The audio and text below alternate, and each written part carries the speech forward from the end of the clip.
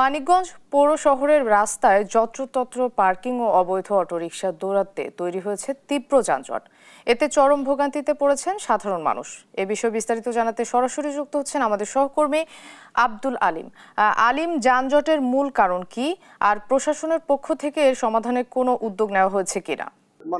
যেমনটি বলছিলেন যে মানিকগঞ্জ পৌর শহরে যত্রতত্র পার্কিং এবং অবৈধ হ্যালো বাইক অটো রিকশার কারণে যে কিন্তু শহরে তীব্র যানজট লেগেই থাকে, যে কারণে কিন্তু চরম ভোগান্তিতে পড়ে পথচারী এবং আহ, যে সাধারণ মানুষ রয়েছে তারা। এবং আমরা যতটুকু জানতে পেরেছি যে মানিকগঞ্জ শহরের রাস্তাটি একেবারেই সরু, এই সরু রাস্তা দিয়ে দেখা অনেক সময় বড় যানবাহন প্রবেশ করে এবং যত্রতত্র যে পার্কিং গুলো, যে পার্কিং ব্যবস্থা না থাকার কারণে যে যানবাহন গুলো রাখে, সেই জন্য এই যানজটটা তীব্র আকার ধারণ করে। তা অপরদিকে যে হ্যালো বাইক অটো রিকশা যে পরিমাণে থাকার কথা তার 3 গুণ পর্যন্ত এই গাড়িগুলো চলাচল করে, যে কারণে এই যানজটে চরম ভোগান্তিতে পড়ে সাধারণ জনগণ।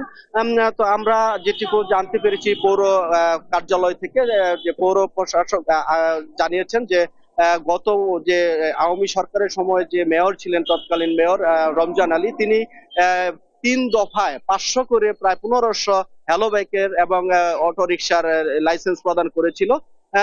অথচ এই এই মানিকগঞ্জ পৌর শহরের যে এই 1 কিলোমিটার থেকে 1.5 কিলোমিটার রাস্তা, এর জন্য 500 হলেও যে যানজট সেটি হতো না, কিন্তু দেখা যায় যে 3 দফায় এই প্রায় 15 শতাধিক যে যানবাহনের থাকার কারণে এই তীব্র যানজট পোহাতে হচ্ছে জনগণকে।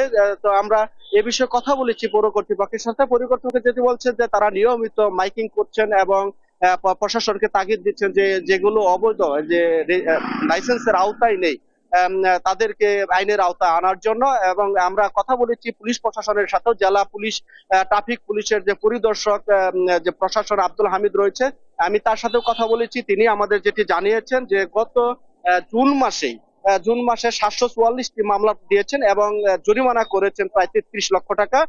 আর অভিযান পরিচালনা করেছেন গত মাসে 15টি, এবং যে প্রায় 2 শতাধিক যানবাহন তারা আটক করে তারা আইনের আওতায় এনেছেন। তো তিনি আরো যেটি জানিয়েছেন যে এই পৌর শহরে যানজট নিরসনে তারা সচেষ্ট রয়েছেন এবং তারা অভিযান পরিচালনা করে যে সকল যানবাহনের নিবন্ধন নাই এবং যত্রতত্র পার্কিং যে ব্যবস্থা করছেন, সেগুলোর বিরুদ্ধে তারা ব্যবস্থা নিবেন বলে তারা জানিয়েছেন। তো আমরা এখন কথা বলবো একজন স্থানীয় যে সুশীল সমাজের একজন, তার সাথে। আচ্ছা, এই যে মানিকগঞ্জের যে যত্রতত্র পার্কিং এবং যে অবৈধ হ্যালো বাইক অটো রিকশা রয়েছে, যে তীব্র যানজট হয়, আসলে এ বিষয়ে আপনাদের প্রতিক্রিয়া কি?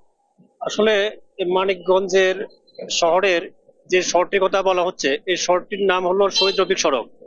এই শহরটির যান যানবাহনের তুলনায় অত্যন্ত সরু এবং এই শহরটিতে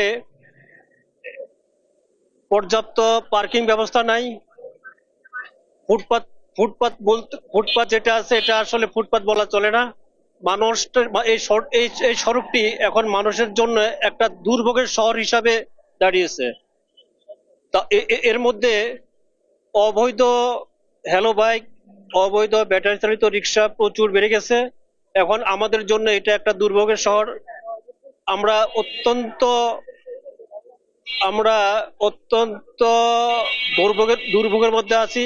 কাজে যথাযথ কর্তৃপক্ষের কাছে আমাদের আকুল আবেদন, কর্তৃপক্ষ যেন এই শহরটি ব্যাপারে নজর দেন এবং অবৈধ হ্যালো বাইক বলেন, অবৈধ ব্যাটারি চালিত রিক্সা বলেন, এগুলো বিরুদ্ধে ব্যবস্থা নেবেন এবং পার্কিং পার্কিং করা যায়। কারণ এটা এটা এটা একটা গুরুত্বপূর্ণ শহর, কিন্তু এখানে পার্কিং ব্যবস্থা নেই।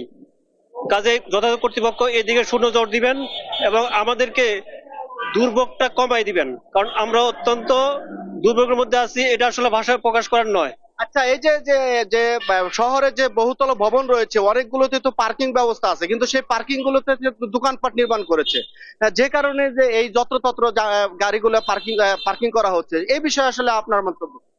না, যে সমস্ত বহুতল বিল্ডিং গুলি করা হয়েছে সেগুলির মধ্যে কিছু কিছু বিল্ডিং এ পার্কিং ব্যবস্থা থাকা সত্ত্বেও সেখানে তারা পার্কিং ব্যবস্থা রাখেনি। তারা সেখানে ব্যবসায়িক হিসাবে কাজে লাগাচ্ছে। ফলে মূলত আমাদের পার্কিং ব্যবস্থার থাকা অবস্থাও আমরা সেটা কোনো সুফল পাচ্ছি না।